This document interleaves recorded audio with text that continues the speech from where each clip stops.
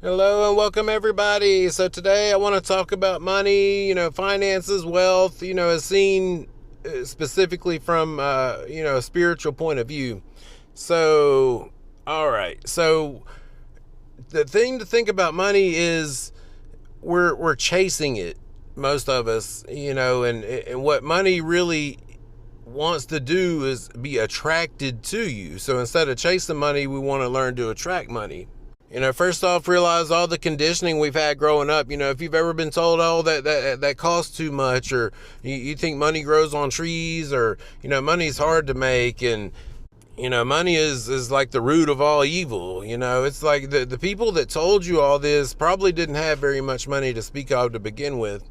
And also our beliefs, if you believe money is hard to make, if you believe that money doesn't really come to you that easily, and, everybody else has money, but I don't. And basically what I'm saying is we want to change our I am statement in our own mind. I am wealthy.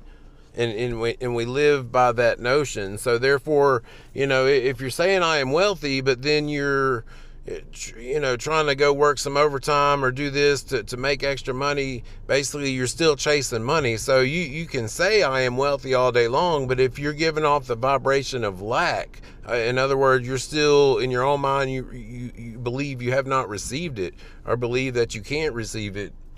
And this is the tricky part to know, that I am already wealthy, while we're seeing the 3D world, the bills are stacking up and this and that, things have to cycle out. I'm not saying this is instantaneous, but, in general, your general mindset, if that changes, everything else follows that.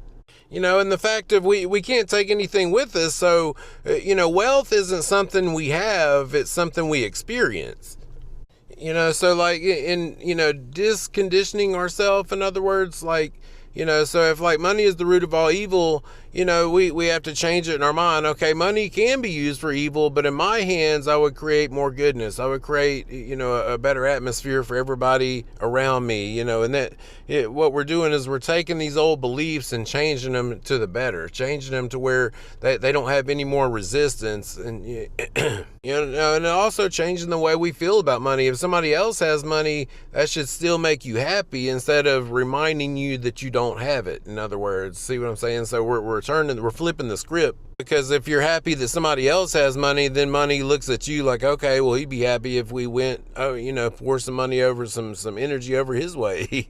It goes back to I am the way, I am the light, I am the source of all abundance. All the money's already yours. We just have to believe it. I love y'all. We'll see you on the next